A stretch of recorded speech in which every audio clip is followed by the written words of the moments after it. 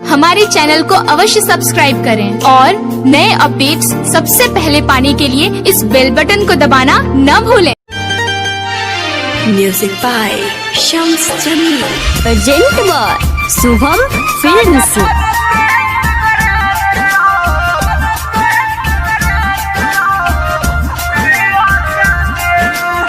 Mix भाग Pallavi recording studio मठिया मोड़।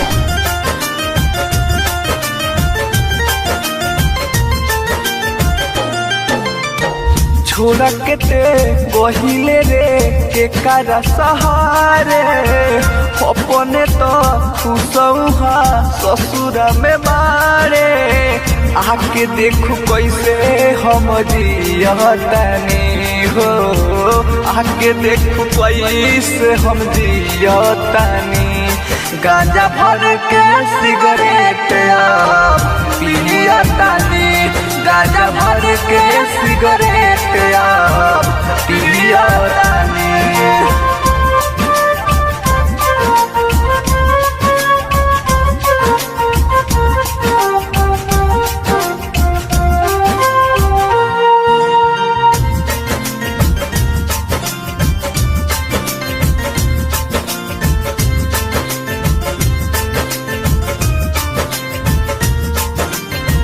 दिनमा तो कट जाला कटे नाही रात रे, याद बढ़िया बतावे कोई सारा बात रे, कोई सारा बात रे।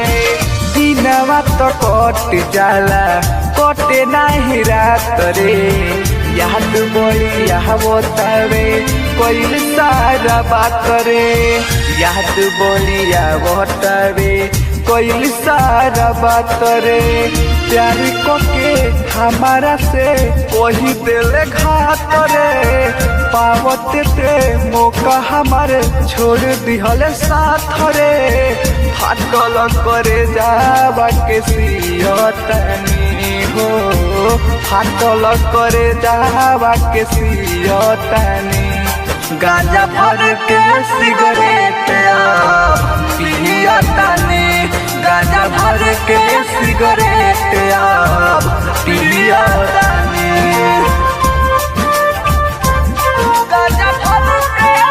Present by Shubham films. Mix भाग पल्लवी रिकॉर्डिंग स्टूडियो मठिया मोड़।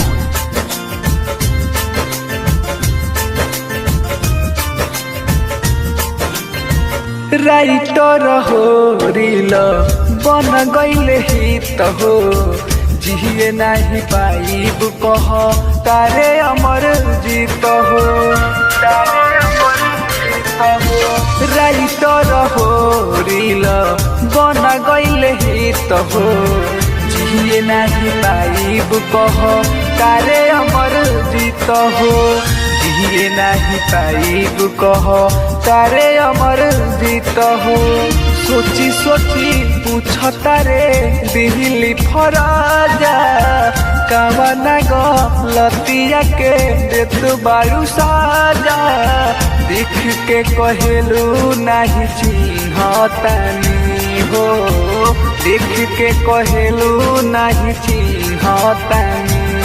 गांजा भर के सिगरेट पियतानी, गांजा भर के सिगरेट